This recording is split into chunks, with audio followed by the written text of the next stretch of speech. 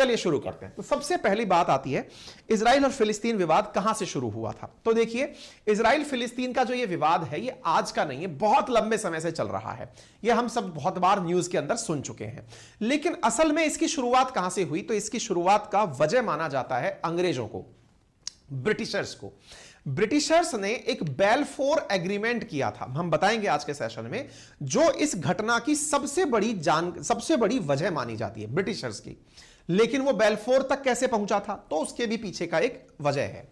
देखिए, आपको दुनिया के अंदर दो घटनाक्रम पूरी तरह से एनी टाइम दिमाग में रखने चाहिए, क्योंकि कहीं ना कहीं हर बात उसी से कनेक्ट होती है। जैसे एक 1914 से शुरू हुआ, 1914 से शुरू हुआ और 18 में समाप्त हुआ वर्ल्ड वॉर 1, और दूसरा 1938 से शुरू होकर 42, उसको 44 भी कई जगह मेंशन किया हुआ है, उस समय शुरू हुआ वर्ल्ड वॉर 2।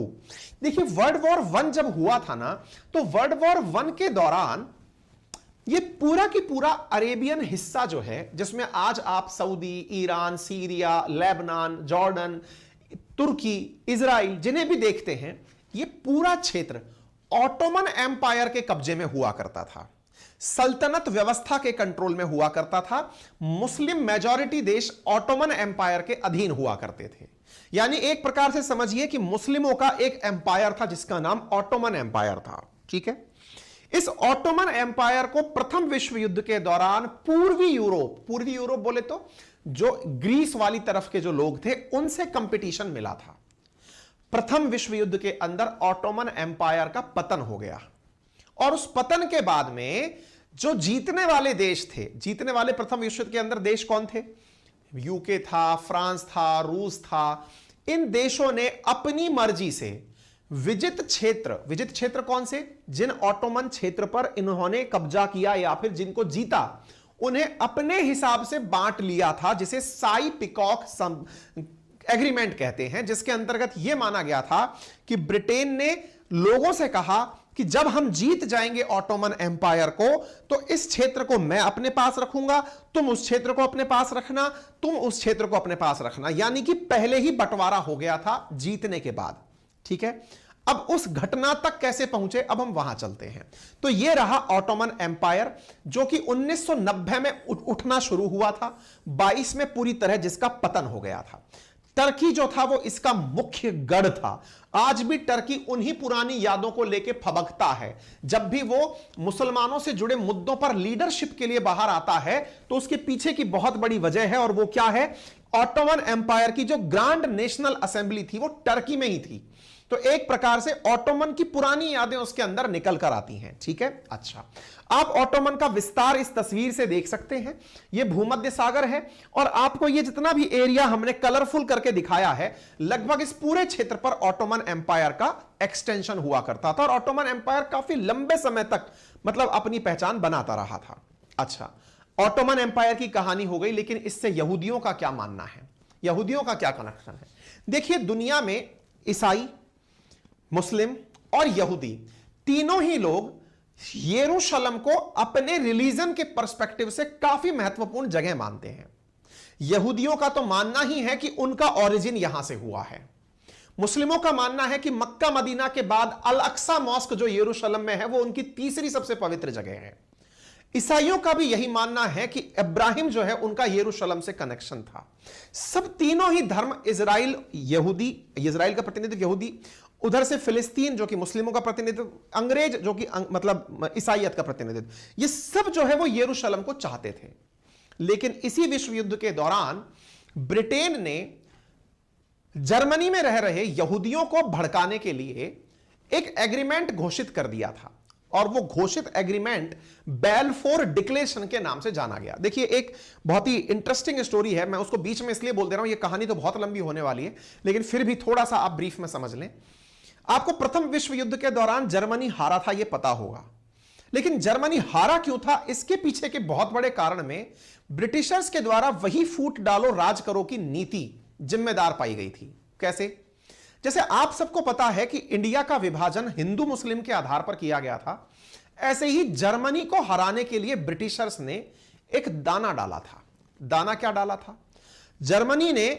ब्रिटिशर्स ने जर्मनी को कंपटीशन देने के लिए वहां रह रहे पैसे वाले और पावरफुल यहूदियों को एक लालच दिया और उसे बेलफोर एग्रीमेंट के नाम से जाना जाता है। क्या लालच दिया? लालच यह था कि आपका अपना कोई देश इस दुनिया में नहीं है। दुनिया में हर जाति के लिए, हर रिलीजियस पहचान के लिए कोई ना कोई जगह है। मतलब आप सोचकर देखें तो आपके लिए कोई जगह नहीं है। तो इस भावना को उनके अंदर पनपाने का काम ब्रिटिशर्स ने गुपचुप तरीके से किया। कहते हैं कि ब्रिटिशर्स ने यहूदियों को जब यह भावना 1917 में दी तो यहूदियों ने जर्मनी को जीतने के लिए अंदर से साथ नहीं दिया। आप सोचो कि आप एक ही टीम से लड़ रहे हो। आपने अक्सर देखा होगा, आप मान लो ये पूरा जर्मनी हो, इसके अंदर कुछ यहूदी रहते हैं जो पावरफुल हैं, जिनका सपोर्ट अगर मिल जाए तो मान लो कि जर्मनी जीतना तय है। जर्मनी युद्ध लड़ने गया हुआ है, जर्मन्स लड़ा के लड़ाई लड़ रहे हैं, लेकिन अंग्रेजों ने इनके लिए क्या फूट डाल दी? फूट डालकर यहूदियों से कह दिया कि आपको हम एक अलग देश दे सकते हैं यदि आप हमारा साथ दो। बोले कैसे साथ दें? बोले आप युद्ध में पार्टिसिपेट मत करो, एक प्रकार से जर्मनी को हराने में हमारी मदद करो। तो एक प्रकार से जर्मनी के अंदर ही यहूदियों को भड़काने का कार्य उस समय ब्रिटेन के तत्कालीन जो विदेश मंत्री थे बेलफोर, उन्होंने किया। बेलफोर इतने चालाक थे कि एक तरफ तो यहूदियों को कहकर चले गए कि तुमको तुम्हारा देश देंगे, और दूसरी तरफ अपने पक्ष में फ्रांस और रूस को करने के लिए कहा कि यदि ऑटोमन एम्पायर को अपन ने हरा दिया तो अपन लोग साई पिकॉक एग्रीमेंट कर लेते हैं, जिसके तहत जो भी जीती हुई जगह है वो सारी अपनी होंगी। इतना सोचकर देखिए कि जो फिलिस्तीन है वो ब्रिटेन ने अपने पास रखने का ड्रीम पाल लिया। इधर इनको क्या भड़का दिया कि तुम्हें मैं फिलिस्तीन दे दूंगा, तुम वहीं पर जाकर के यहूदियों का अपना एक नया देश बसा लेना। फिलिस्तीन को हटाकर तुम्हें अपना देश दे दूंगा। यह सपना किसने दिखाया? अंग्रेजों ने यहूदियों को दिखाया। बेचारे यहूदी जो हैं वो इस समय इस भावना में फंस गए कि अगर हमें देश मिल गया अपना तो बुरा क्या है, हम जर्मनी छोड़ देंगे। लेकिन हर यहूदी इस तरह से नहीं सोच रहा था कि उसे जर्मनी छोड़ना होगा। नंबर दूसरा, कई बार जातियों का, कई बार संगठनों का जो लीडरशिप करते हैं वो लोग अक्सर आपका सौदा तो करके आ जाते हैं, लेकिन वो अपनी आम जनता को नहीं बताते हैं। ऐसे ही बहुत सारे इनोसेंट यहूदी थे जिन्हें वाकई में नहीं पता था कि उनकी निष्ठा का ऑलरेडी किसी ने सौदा कर लिया है। और हुआ भी यही, जर्मनी युद्ध हार गया 1918 में। लेकिन जब यह जानकारी बाहर निकली कि जर्मनी युद्ध क्यों हारा, वर्साई की संधि क्यों हुई, तो जानकारी बाहर निकली कि कहीं ना कहीं यहूदियों ने हमारे साथ विश्वासघात किया है, देश में रहते हुए हमें हराने का काम किया है। इस वजह से जर्मन्स के अंदर एक बहुत गुस्से की भावना यहूदियों के खिलाफ पनपने लगी, क्योंकि एक देश युद्ध हारा था और उस युद्ध के अंदर जर्मनी पर बहुत सारे पेनल्टीज लगाई गई थी, बहुत सारा उसके ऊपर बोझा ढाला गया था, उसके ऊपर बहुत सारे प्रतिबंध लगाए गए थे जर्मनी के हारने पर। तो जर्मनी की जो अंतर भावना थी वो यहूदियों के खिलाफ ज्यादा गुस्सा में थी रादर देन ब्रिटिशर्स के खिलाफ। इसी गुस्से को लीडरशिप या फेस दिया हिटलर ने। हिटलर ने जर्मन्स के इस गुस्से को पहचान लिया कि यह सारा गुस्सा असल में यहूदियों के खिलाफ है।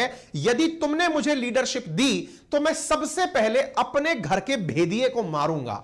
और हिटलर ने इसी कारण से जब पावर में आता गया, वो पावर के साथ साथ जर्मनी के अंदर रह रहे यहूदियों को मारता गया। आपको याद होगा जो होलाकॉस्ट आप जानते हैं, जिसके तहत यह कहा जाता है कि हिटलर ने चुन चुन करके जर्मनी के लगभग 40 लाख यहूदियों को गैस चैम्बर में जलाकर मार डाला।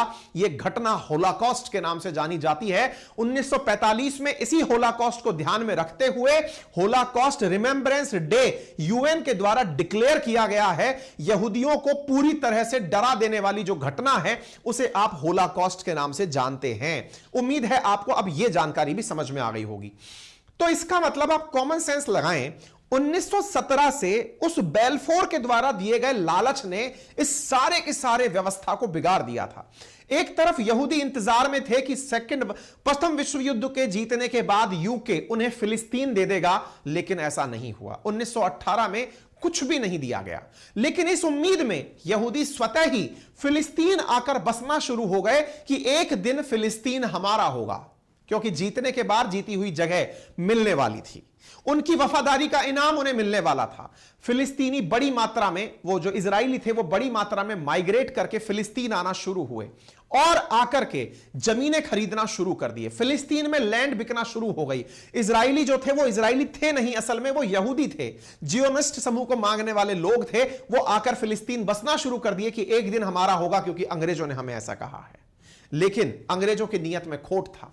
जिस तरह भारत के साथ भी बहुत बार धोखे हुए हैं, खैर भारत को अब हम यहां लेकर नहीं आएंगे, फिर कहानी और लंबी हो जाएगी। फिर साहब अंग्रेजों ने खुद ने उस फिलिस्तीन पर खुद का कब्जा कर लिया कि नहीं, इस पर तो हमारा शासन है, हम यहूदियों को कुछ नहीं देंगे। लेकिन यहूदी चूंकि अब जर्मनी के अंदर उनके साथ में बहुत बड़ा अत्याचार हो रहा था, ऐसी स्थिति में यहूदी वहां से भागकर अंग्रेजों की शरण वाले फिलिस्तीन में आकर बसना शुरू हुए। यानी असल मायने में जो भी यहूदियों के साथ बुरा हुआ उसका जिम्मेदार ब्रिटिशर्स थे, जो भी फिलिस्तीनियों के साथ बुरा हुआ उसके जिम्मेदार भी ब्रिटिशर्स थे। लेकिन आज ये लोग किसी के सामने आकर खुद से गलती स्वीकार नहीं करते हैं, दुनिया को केवल यही कहते हैं ये तो यहूदी कर रहे हैं, ये तो मुसलमान कर रहे हैं। और इन सब के साथ खेलने वाले जो लोग थे ये ब्रिटिशर्स थे। इन ब्रिटिशर्स ने दुनिया को ऐसे ही लड़ाया है। सोचो, जर्मनी को हरा दिया उसी के घर में बैठे बैठे। अब फिलिस्तीन का सौदा हो गया, फिलिस्तीन को ही नहीं पता है। उधर से यहूदी इस उम्मीद में मरता क्या नहीं करता, फिलिस्तीन के अंदर इजरायली क्यों आए, क्योंकि उनको वहां मरना थोड़ी था। 40 लाखों को गैस के चैम्बर में जला के भून दिया गया। तो यहूदी भाग करके फिलिस्तीन पहुंचे। उन्होंने सोचा ये जगह हमारी होगी। अब वो यहां पहुंचते हैं तो फिलिस्तीनी जो कि ऑलरेडी अंग्रेजों के पास में थे, कब्जे में थे, जैसे इंडिया में उपनिवेश अंग्रेजों ने बना रखा था, ऐसे ही फिलिस्तीन में अंग्रेजों ने अपना विश्वास बैठा लिया। अब फिलिस्तीन के अंदर आए हुए यहूदी जब ये समझ गए कि हमारे साथ चीटिंग की है, इन्होंने हमें देश नहीं दिया, तो इन इजराइलियों ने, यानी इजराइल नहीं था उस समय, इन यहूदियों ने ब्रिटिशर्स के खिलाफ मोर्चा खोल दिया कि तुमने हमारे साथ चीटिंग कर दी है, तुमने हमें तो देश दिया ही नहीं। और गुरिल्ला वॉर होने लगा। गुरिल्ला वॉर का मतलब क्या है? छुप छुप करके यहूदियों ने ब्रिटिशर्स को मारना शुरू किया कि तुम्हारे कारण यह सब हुआ है। बिल्कुल वैसे ही जब महात्मा गांधी जैसा व्यक्ति जो कि शांति का पाठ पढ़ाते हुए, सत्य अहिंसा का पाठ पढ़ाते हुए 1942 में इतने मजबूर हो गए कि अब तो हमें करो या मरो करना पड़ेगा, चाहे तो हम कैसे भी, मतलब बाय हुक एंड क्रुक हमें अब आजादी लेनी होगी। यानी जो व्यक्ति इतने समय से अहिंसा का पाठ पढ़ाता आ रहा था, वो क्विट इंडिया मूवमेंट के अंदर करो या मरो का नारा अगर दे देता है, दैट मीन्स स्थितियां कंट्रोल से बाहर जा चुकी थी। ऐसी स्थिति में इजरायलियों ने भी ब्रिटिशर्स को तो यहां से भगाना शुरू किया और अपनी कॉलोनियां यहां बसाना शुरू किया। यानी इस इजराइल फिलिस्तीन की घटना का अगर एक पॉइंट में कोई जिम्मेदार है ना, तो वो ये आदमी है। कौन सा आदमी है? मैं दिखाता हूं उसकी तस्वीर आपको, ये रहा, जेम्स बेल्फोर। ये कौन था? ये जेम्स बेल्फोर, बेल्फोर डिक्लेरेशन वाला व्यक्ति था कौन असल मायने में? तो ये असल मायने में ब्रिटेन का विदेश मंत्री था, जो फ्रांस और रूस के साथ चुपके से साई-पिकॉक एग्रीमेंट कर चुका था। और यहां पर आप देख सकते हैं, ये वो एग्रीमेंट है जिसको हमने यहां पर दिखाया है आपको, जो बेचारे इन जियोनिस्ट को पकड़ा दिया था कि तुम्हें तुम्हारा देश मिलेगा। और इधर की तरफ साई-पिकॉक एग्रीमेंट करके किसके साथ चला आया था? फ्रांस और रूस के साथ चलाया था। यह साई-पिकॉक एग्रीमेंट था जिसके तहत पूरी दुनिया को इस प्रकार से बांटा गया था। कैसे? आप देखो, ये जो ग्रीन एरिया आपको दिखाई दे रहा है, ये ब्रिटिशर्स ने under British, French and Russian protection इस क्षेत्र को ले लिया गया। बाकी जो रेड एरिया दिखाई दे रहा है, कुवैत वाला एरिया, वो ब्रिटिशर्स ने अपने कंट्रोल में ले लिया ऑटोमन को हराने के बाद में। यह साई-पिकॉक एग्रीमेंट था, मतलब दोहरा चाल चल गया। कौन? ब्रिटेन। ठीक है। अच्छा, उसके बाद की जो स्थितियां हैं, प्रथम विश्व युद्ध खत्म हुआ, ऑटोमन साम्राज्य की हार हुई। तस्वीरें आपको खुद बयान करती हैं कि कैसी स्थिति हुई होगी। इस स्थिति के बाद फिलिस्तीन में ब्रिटिश शासनकाल को बुरी तरह से यहूदियों ने लपेटना शुरू किया। ब्रिटिशर्स को यहां से भगाया गया।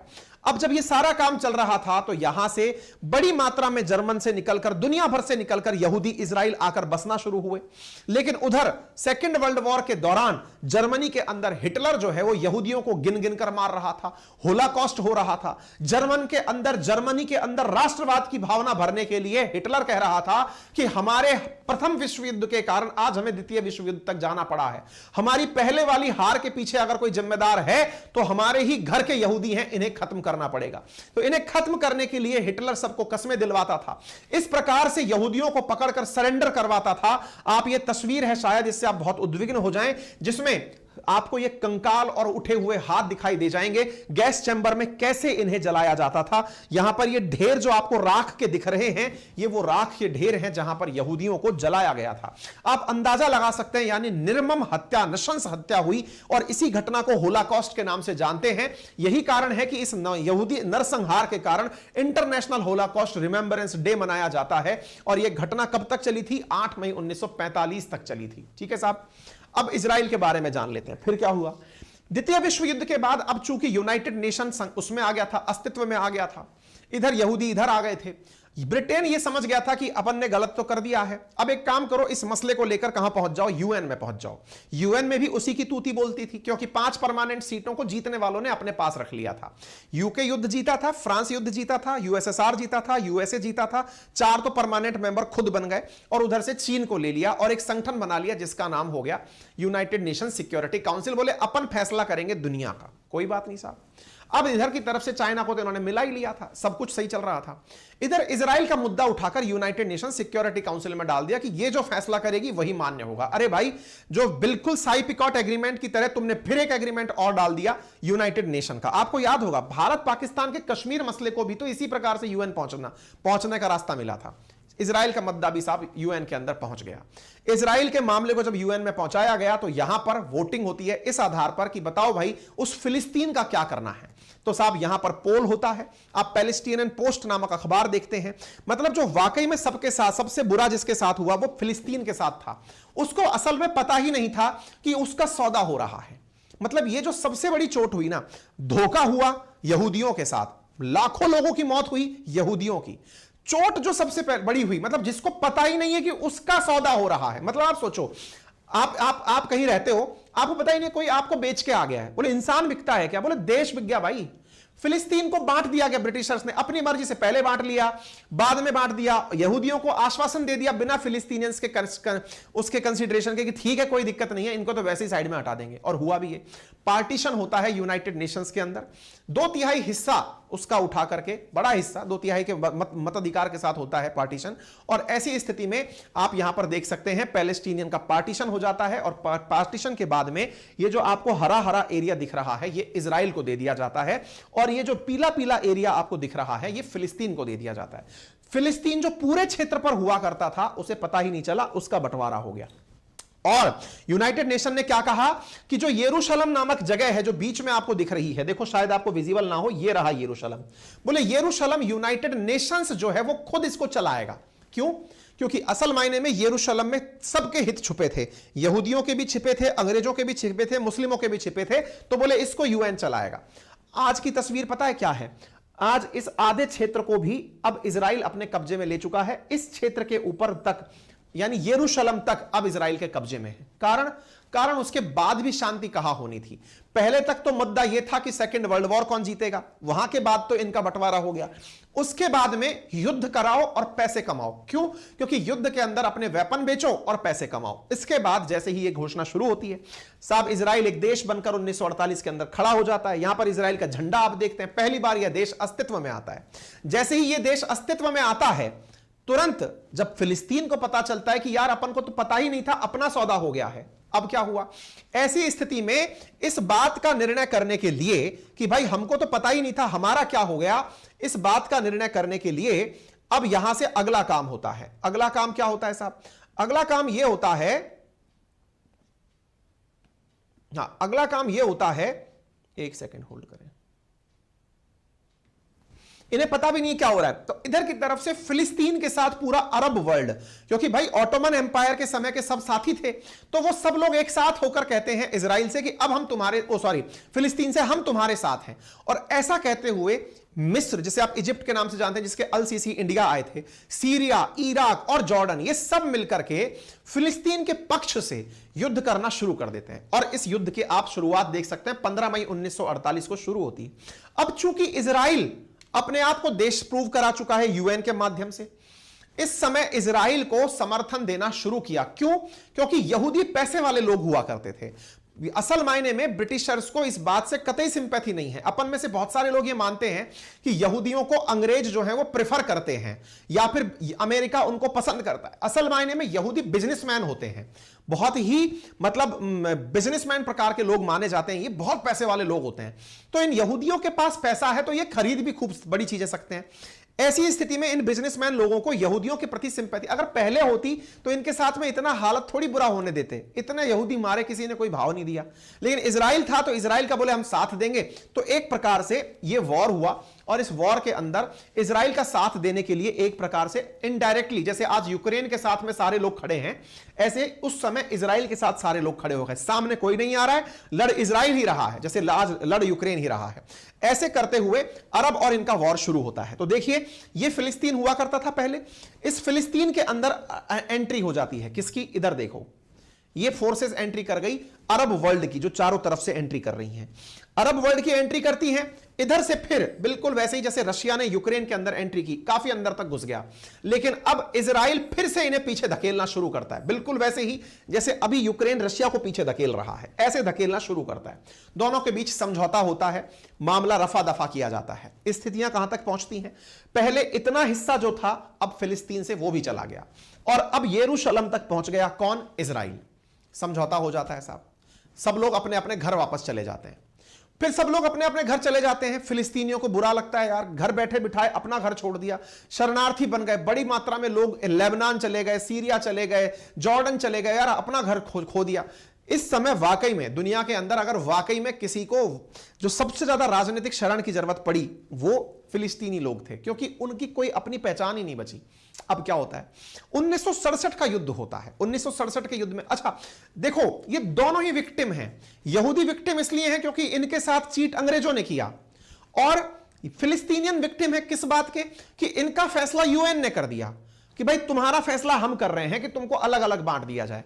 कहने का अर्थ यह था कि इसका विक्टिमाइजेशन, लोग आपस में आज भी यहूदी और मुस्लिम जो है वो लड़ रहे हैं, लड़ाने वाले आज भी मदारी ऊपर बैठे हुए हैं, उनके ऊपर किसी का गुस्सा नहीं है। ना हमास जाकर के ब्रिटेन पर अपना गुस्सा फोड़ता कि तुमने ये क्या किया, कोई भी, सब आपस में झगड़ रहे हैं और वो बैठकर आराम से इतना दूर बैठकर आइलैंड टाइप का नेशन लेकर बैठे हुए हैं ब्रिटिशर्स। अरे बढ़िया है, दुनिया बढ़िया चल रही है, आग लाफूट डालो, राज करो, वो इतना अच्छे से काम वहां चल रहा है। ये लोग कभी भी पड़ोस में भी आग नहीं लगने देते, दुनिया के किसी कोने में आग लगा करके फिर आग तापते रहते हैं। बहुत बढ़िया, वेल डन वेल डन। आज यूक्रेन रशिया के साथ भी यही कर रहे हैं, खुद तो अपना आइलैंड लेके बैठे हुए हैं यूके वाले, अपना आराम से साइड में है, किसी से कोई कनेक्शन नहीं, कोई लैंड बॉर्डर डिस्प्यूट नहीं, चल रहा है, बढ़िया ऐश कर रहे हैं। ठीक है, चलिए। तो अब 1967 में फिर से युद्ध होता है। क्यों? क्योंकि फिलिस्तीनियन जहां भी हैं उनकी भावनाएं जो हैं वो त्रस्त होती हैं, फिर उनके साथ अरब वर्ल्ड खड़ा हो जाता है। 1967 में 6 दिन का युद्ध होता है। इस बार इजराइल और पावरफुल हो गया।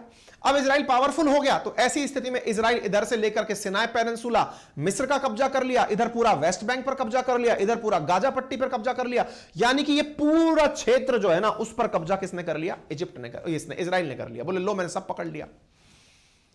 यहां तक कि जो गोलन हाइट वगैरह जितनी भी जगह ना उन सब पर कब्जे हो गए। कोई बात नहीं साहब, अब ये सारे कब्जे हो गए। सारे कब्जों के बाद में फिर से समझौता होना था। 6 दिन युद्ध चला 1967 के अंदर, समझौते हुए। समझौते होकर के अब इजराइल चूंकि जीत रहा था, उसने अपनी मर्जी से समझौते किए। इजिप्ट से कहा कि मैं तेरा सिनाई पेनिनसुला वापस दे दूंगा, लेकिन कंडीशन यह है कि मुझे स्वीकार कर कि मैं एक देश हूं। बोले चल स्वीकार कर लिया कि तू एक देश है।